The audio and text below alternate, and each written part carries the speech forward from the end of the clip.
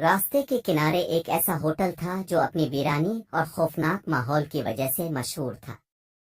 یہ ہوٹل ایک سنسان سڑک پر واقع تھا جہاں کم ہی لوگ آتے جاتے تھے۔ سردیوں کی ایک تاریک رات میں ایک نوجوان مسافر علی اپنی گاڑی میں سفر کر رہا تھا۔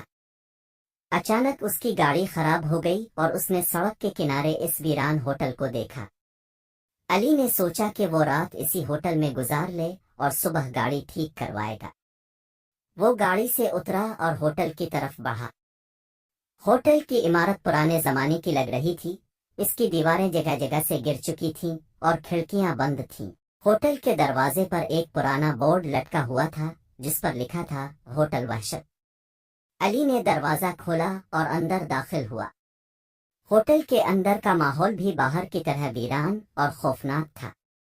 ہر طرف گرد اور جالے لگے ہوئے تھے۔ استقبالیہ پر ایک بوڑھا شخص بیٹھا ہوا تھا۔ علی نے اسے سلام کیا اور رات گزارنے کی درخواست کی۔ بوڑھے نے علی کی طرف دیکھا اور سرد لہجے میں کہا، یہاں ٹھہرنے والے کبھی واپس نہیں آتے، سوچ لو۔ علی نے اسے مذاق سمجھا اور کمرے کی چابی لے لی۔ کمرہ نمبر 13۔ علی کمرے کی طرف بڑھا اور دروازہ کھولا۔ کمرہ بھی ویسا ہی ویران اور سرد تھا۔ ایک پرانا بستر، ایک ٹوٹا ہوا آئینہ اور ایک بند کھڑکی۔ علی نے بستہ رکھا اور بستر پر لیٹ گیا۔ رات کی تاریکی میں علی کو عجیب عجیب آوازیں سنائی دینے لگیں۔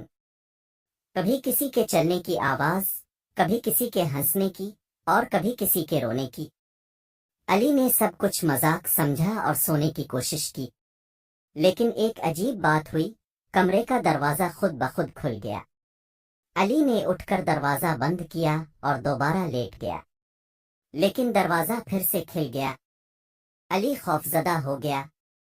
اس نے جلدی سے اپنے سامان باندھا اور ہوٹل چھوڑنے کا فیصلہ کیا، لیکن جیسے ہی وہ دروازے کے قریب پہنچا، اس کے سامنے ایک عورت کا سایہ نمودار ہوا۔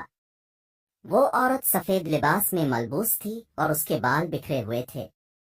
اس کی آنکھوں میں خون کی طرح سرخی تھی۔ علی نے پیچھے ہٹنے کی کوشش کی لیکن اس کے پاؤں زمین میں جم گئے۔ عورت نے آگے بڑھ کر علی کا ہاتھ پکڑ لیا اور اسے کھینچ کر کمرے میں لے گئی۔ کمرے کے اندر داخل ہوتے ہی علی کی چیخ نکل گئی۔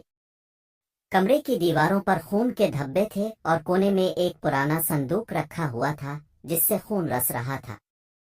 علی نے صندوق کھولنے کی کوشش کی لیکن وہ بند تھا۔ عورت نے اشارہ کیا اور علی نے ہمت کر کے صندوق کھول دیا۔ اندر ایک مردہ جسم پڑا ہوا تھا جس کی آنکھیں کھلی ہوئی تھیں اور وہ علی کی طرف گھور رہا تھا۔ علی کا دل زور زور سے دھڑکنے لگا اور وہ بے ہوش ہو گیا۔ صبح کی روشنی جب کمرے میں داخل ہوئی، علی ہوش میں آیا۔ اس نے دیکھا کہ کمرے میں کچھ بھی نہیں تھا، نہ عورت، نہ خون، نہ مردہ جسم۔ علی نے جلدی سے ہوٹل چھوڑنے کا فیصلہ کیا۔ جب وہ استقبالیہ پر پہنچا تو بوڑھے شخص نے اسے دیکھا اور مسکرایا۔ سب کچھ دیکھ لیا؟ بوڑھے نے پوچھا۔ علی نے سر ہلایا اور ہوٹل سے نکل گیا۔ جب وہ گاڑی کے پاس پہنچا تو اس نے دیکھا کہ گاڑی خود بخود ٹھیک ہو چکی تھی۔ علی نے گاڑی سٹارٹ کی اور جلدی سے وہاں سے نکل گیا، لیکن وہ کبھی نہیں بھول سکا کہ اس نے اس خوفناک رات میں کیا دیکھا تھا۔ یہ ہوٹل وحشت ہمیشہ کے لیے علی کی یادوں میں رہا۔ ہر بار جب وہ اس سڑک سے گزرتا، وہ ہوٹل کی طرف دیکھتا اور اسے وہ خوفناک رات یاد آ جاتی۔ لوگوں کا کہنا تھا کہ اس ہوٹل میں ایک خاندان کا قتل ہوا تھا اور ان کی روحیں اب بھی وہاں بھٹک رہی ہیں۔ علی کے بعد بھی کئی مسافر وہاں رکے اور سبھی نے عجیب و غریب واقعات کا سامنا کیا۔ کوئی کہتا کہ اس نے وہاں بچوں کے رونے کی آواز سنی، کوئی کہتا کہ اسے کسی نے دھکا دیا، لیکن کوئی بھی حقیقت میں نہیں جانتا تھا کہ اس ہوٹل میں کیا ہوا تھا۔ اس ہوٹل کی کہانی ایک راز ہی رہی اور لوگ اب بھی اسے ہوٹل وحشت کے نام سے یاد کرتے ہیں۔ اگر آپ کبھی اس سنسان سڑک سے گزریں اور اس ہوٹل کو دیکھیں تو یاد رکھیں، وہاں ٹھہرنے کی غلطی نہ کریں، کیونکہ ہو سکتا ہے کہ اب بھی وہاں سے کبھی واپس نہ آئیں۔